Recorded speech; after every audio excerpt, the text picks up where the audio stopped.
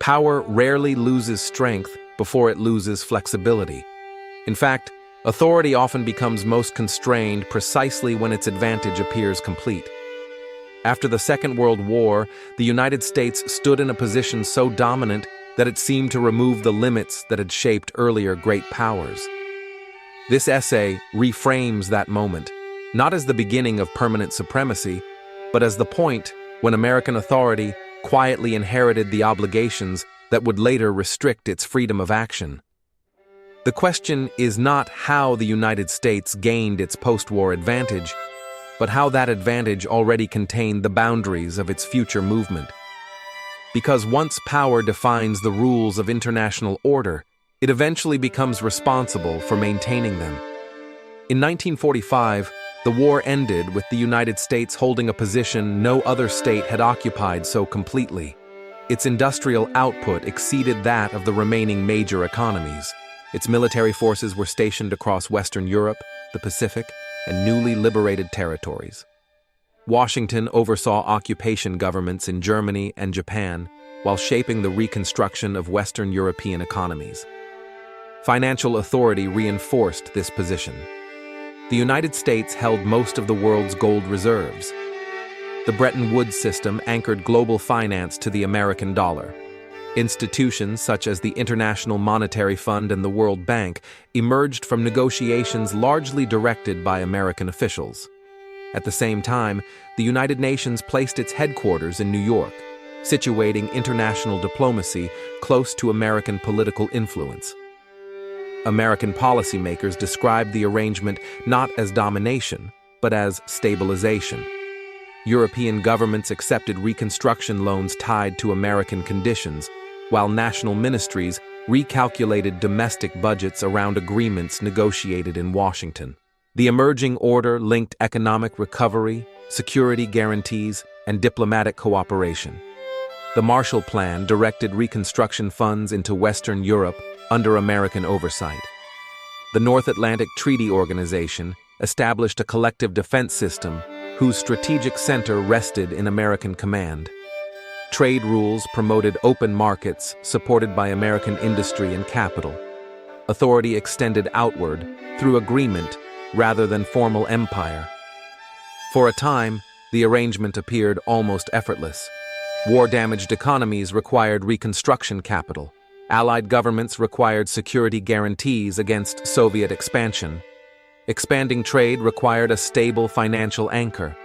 Each demand reinforced the central role of the United States as coordinator of a system whose stability depended on its continued presence. Then the obligations began to accumulate. A quiet arithmetic emerged.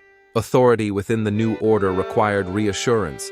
Security guarantees demanded military deployments that could not easily be withdrawn.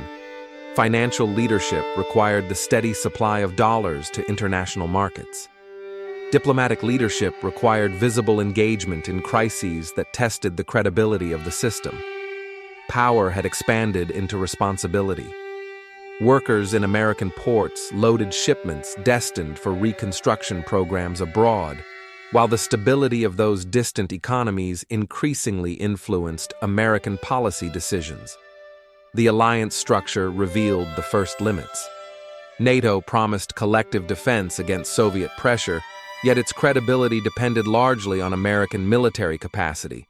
European allies contributed forces, but the strategic balance, especially nuclear deterrence, remained heavily dependent on the United States. Security produced expectation. Each confrontation along the edge of the Western alliance forced observers to measure American resolve. Decisions that might once have remained regional were interpreted as tests of the entire post-war framework. Authority that established the rules of order also became responsible for demonstrating that those rules would be defended. A military garrison stationed in a divided European city waited for guidance issued across an ocean before determining its next step. The Korean War exposed this responsibility.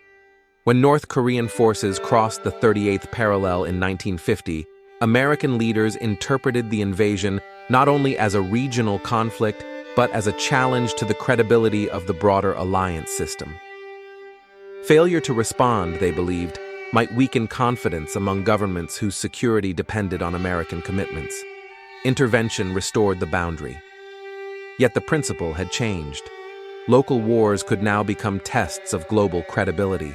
Each response reinforced the system, but also strengthened the expectation that similar action would follow in future crises. Leadership gradually converted into obligation. Another pressure emerged through financial authority. The Bretton Woods system required the dollar to remain convertible into gold at a fixed rate. This arrangement stabilized exchange rates and encouraged trade by linking currencies to American reserves. Foreign governments accumulated dollars to support their own monetary systems. At first, the system functioned smoothly, but success generated strain. As trade expanded and American military spending increased overseas, more dollars circulated outside the United States. Foreign central banks accumulated claims that theoretically could be exchanged for American gold. Providing global liquidity required dollar outflows. Maintaining convertibility required limiting those same outflows. Financial leadership became a delicate balance. Foreign finance ministries monitored currency reserves while waiting for signals from Washington that might affect their own monetary stability. American policymakers increasingly confronted contradictions within the order they had built. Maintaining the flow of dollars sustained global trade, yet too many dollars threatened the credibility of gold convertibility. Each adjustment in American policy reverberated through international markets. Authority had become the manager of tensions embedded within its own design. Security commitments created similar constraints. Once defense guarantees were extended, withdrawing them risked damaging the credibility of the entire alliance structure. Allies interpreted hesitation as uncertainty. Adversaries interpreted it as weakness. Authority, therefore, preserved commitments even when circumstances changed. The Vietnam conflict reflected this dilemma. American involvement deepened gradually, justified partly through the defense of South Vietnam, but also through the perceived need to maintain the credibility of containment. Policymakers feared that withdrawal might signal unreliability to allies elsewhere. Supply crews shipped equipment across the Pacific, while administrators adjusted draft quotas, sustaining a war framed partly as a defense of reputation. Authority faced a narrowing choice. Continued involvement preserved credibility. Disengagement risked undermining confidence in American guarantees. Each escalation protected the appearance of leadership while complicating the possibility of withdrawal. Meanwhile, the economic balance that had favored the United States began to shift. Western Europe recovered its industrial capacity. Japan's export-driven manufacturing sector expanded rapidly. These developments strengthened the broader system but introduced new competition within it. American leaders supported this recovery as proof of successful reconstruction. Yet, economic revival redistributed influence.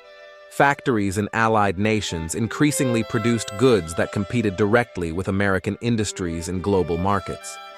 The financial contradiction also intensified. By the late 1960s, foreign governments held growing quantities of dollars relative to American gold reserves. Confidence in the system depended less on the arithmetic of reserves than on belief that the arrangement would continue functioning. Central banks abroad watched American monetary decisions closely, knowing those choices would affect their own economic stability. In 1971, President Richard Nixon suspended the dollar's convertibility into gold. The decision effectively ended the Bretton Woods system in its original form. American authorities regained flexibility over domestic monetary policy, but the global financial structure they had created entered a new and less predictable phase. Yet the broader architecture did not disappear.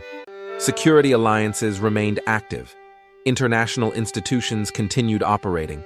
Trade networks expanded further across an increasingly interconnected global economy. American authority still occupied a central role within a system shaped largely by its earlier decisions. But the relationship between power and flexibility had changed. The post-war order had grown so extensive that maintaining it required constant adjustment. Military commitments, financial leadership, and diplomatic expectations tied American authority to the stability of structures that now extended far beyond its direct control. Administrators studying new crises understood that policy shifts could ripple across alliances, markets, and institutions connected through decades of accumulated agreements. Cargo vessels leaving American ports continued moving along trade routes, protected by naval patrols funded through the same authority that had originally designed the order. The advantage achieved after 1945 had never been simply freedom. Leadership created obligations. Influence created expectation. Each success expanded the scale of the system and increased the number of actors depending upon its stability. Power remained vast, but the freedom to act independently had narrowed. Authority that once defined the rules now operated within the expectations those rules had created. If this reflection resonated with you, you can find more explorations like this on Timeless Questions, where history, power, and human nature quietly intersect.